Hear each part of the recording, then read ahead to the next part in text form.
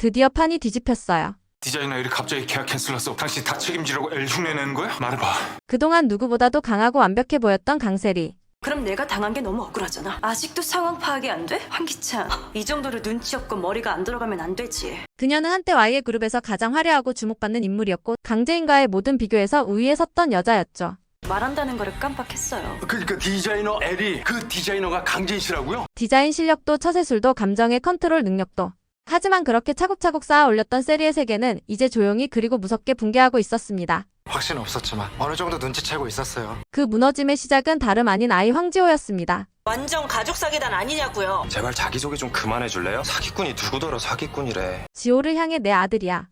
라고 소리치던 그녀의 목소리는 한때의 품격과 자존심을 모두 잃은 채 오직 집착과 분노만이 남은 듯한 절규였죠. 내일 아침 로비에서 황기찬 죽어 하면서 그때 날 적당히 찌르면 돼요. 황기찬을 향해 달려들면 내가 막을 거예요. 주변에 있던 모두가 숨을 멈췄습니다. 그리고 그 장면을 지켜본 강재인은 조용히 그러나 단호하게 말했습니다. 어떻게 이럴 수가 있니? 세리 상태 더 안 좋아졌어. 그 한마디는 황기찬에게도 깊은 울림을 줬습니다. 그는 누구보다 세리를 잘 알고 있다고 믿었지만 눈앞의 광경은 그의 모든 믿음을 산산이 부수었죠. 세리는 마침내 집에서 쫓겨났습니다. 황기찬은 그날 밤 거리를 떠도는 노숙자에게 조용히 속마음을 털어놓습니다. 세리와의 결혼은 잘못된 선택이었어. 그 말은 단순한 후회의 고백이 아니었습니다. 그것은 곧 다시 복수의 문이 열렸다는 신호였어요. 강재인. 이제 그녀는 더 이상 과거의 제인이 아니었습니다. 한때 세리에게 모든 것을 빼앗겼던 여자는 이제 모든 것을 되찾기 위한 전쟁을 준비 중이었습니다. 그리고 황기찬 역시 알게 되었죠. 자신이 다시 끌리는 사람은 과거의 연민과 사랑을 넘어선 강단과 냉정함을 지닌 여인 바로 강재인이라는 것을요. 세리의 몰락은 단순한 개인의 실패가 아닙니다. 그녀가 구축했던 이미지, 그녀를 지지했던 사람들, 그리고 그녀가 속해 있던 모든 관계망이 하나씩 금이 가고 부서지고 무너져 내리는 중입니다. 그녀는 여전히 모든 것을 부정하며 YL 그룹으로 출근을 강행하지만 사람들의 시선은 더 이상 예전과 같지 않았습니다. 의심과 두려움 그리고 측은함이 뒤섞인 눈빛 속에서 세리는 홀로 무너져가고 있었어요. 그녀의 이런 행동은 단순한 오기가 아니었습니다. 그것은 외로움의 발로였고 무너진 자존심의 외침이었습니다. 하지만 그 외침은 누구에게도 닿지 않았죠. 왜냐하면 그녀가 무너뜨린 사람들 강재인, 김도윤, 최자영, 그리고 지호 그 누구도 더 이상 그녀의 편이 아니었으니까요. 결국 그녀의 몰락은 필연이었고 그 시작은 아주 사소한 균열에서부터 시작되었다는 걸 이제는 모두가 알게 되었습니다. YL 그룹. 그 중심에는 이제 더 이상 세리도 기찬도 아닌 강재인이 우뚝 서 있습니다. 단순히 자리를 되찾은 것이 아니라 권력의 구조 자체를 뒤흔드는 인물로서 말이죠. 한때 여보라 불리던 여자를 배신하고 다른 여자에게 여보라고 미소 짓는 남자 황기찬. 그는 과거의 제인을 사랑했지만 지금 그를 매혹시키는 건 냉정하고 강인한 복수의 화신 현재의 강재인이었습니다. 그는 알게 됐습니다. 자신이 진정으로 원하는 여자는 고통을 견디고 되돌아와 모든 것을 뒤엎은 여자라는 걸. 세리가 집에서 쫓겨나고 YL 그룹에서의 입지마저 흔들리는 가운데 제인은 치밀하게 짜놓은 수를 하나씩 펼쳐 나가기 시작했습니다. 그녀는 단지 복수를 위해 움직이지 않았어요. 그녀는 무너진 정의를 바로잡고 아들의 이름 앞에 씌어진 오명을 지우기 위해 싸우고 있었습니다.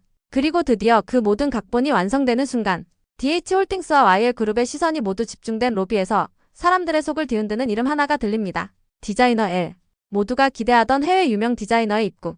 로비에 모인 임원진과 언론 산업계 인사들 앞에서 등장한 실루엣. 선글라스를 쓰고 올레드 룩을 완벽하게 소화한 여성이 천천히 걸어 들어옵니다. 카메라 셔터 소리가 빗발치고 사람들의 시선은 한 곳으로 쏠립니다. 그리고 그 순간 그녀가 선글라스를 벗습니다. 모두가 숨을 멈췄죠. 그 얼굴은 다름 아닌 강재인이었습니다. 황기찬의 눈이 크게 흔들렸고 세리를 몰아낸 이사회 멤버들은 충격에 휩싸였습니다. 이건 단순한 복수가 아니었어요. 단순한 이벤트도 아니었죠. 강재인은 YL의 정체성과 철학, 브랜드 자체를 새롭게 정의하겠다는 선언을 한 것이었습니다. 그녀는 단상 위에서 조용히 말합니다. 디자인은 기억입니다. 그리고 저는 모든 기억을 새로 쓰기 위해 돌아왔습니다. 그 말에 강미라는 할 말을 잃었습니다. 그녀 역시 과거 제인을 지켜주지 못했고 기찬과 세리를 방조하며 진실의 눈을 감았던 사람 중 하나였습니다. 조카의 귀환 앞에서 미라는 고개를 들지 못했고 그제야 자신이 무엇을 저질렀는지 실감하게 되었죠. 이건 단순한 복수가 아니야. 완벽한 파괴야. 미라는 속으로 그렇게 중얼거렸습니다. 하지만 이건 끝이 아니었습니다. 강재인은 단순히 돌아온 것이 아니었어요. 그녀는 모든 걸 바꾸기 위해 모든 걸 불태우기 위해 돌아온 겁니다. 그리고 이제 그녀의 한 수 한 수가 YL 그룹 전체를 압도하고 있었죠. 디자이너 L이라는 이름은 더 이상 해외 디자이너가 아닌 YL의 새로운 심장 강재인을 뜻하는 이름이 되어가고 있었습니다. 그리고 이 순간 게임은 완전히 뒤집혔습니다. 77의 이야기는 더 깊은 어둠 속으로 들어갑니다. 화려한 조명 아래 모든 시선이 집중된 YL 그룹의 로비. 이곳은 단순한 건물의 입구가 아니라 권력의 최전선이자 전쟁의 서막이 펼쳐지는 전장이었습니다. DH홀딩스와 YL그룹 두 거대한 세력의 힘이 정면으로 충돌하는 순간 그 중심에 선 사람은 다름 아닌 강재인이었죠. 황기찬은 당황한 표정으로 묻습니다. 넌 디자이너 L 흉내를 내고 있는 거냐? 하지만 강재인은 대답하지 않았습니다. 그녀는 말을 하지 않아도 될 만큼 확신에 차 있었고 모든 준비를 끝마친 상태였습니다. 눈빛은 냉정했고 그 속엔 두려움도 흔들림도 없었죠. 그저 단 하나 파괴. 모든 것을 무너뜨리고 새로운 것을 세우겠다는 결심만이 자리하고 있었습니다.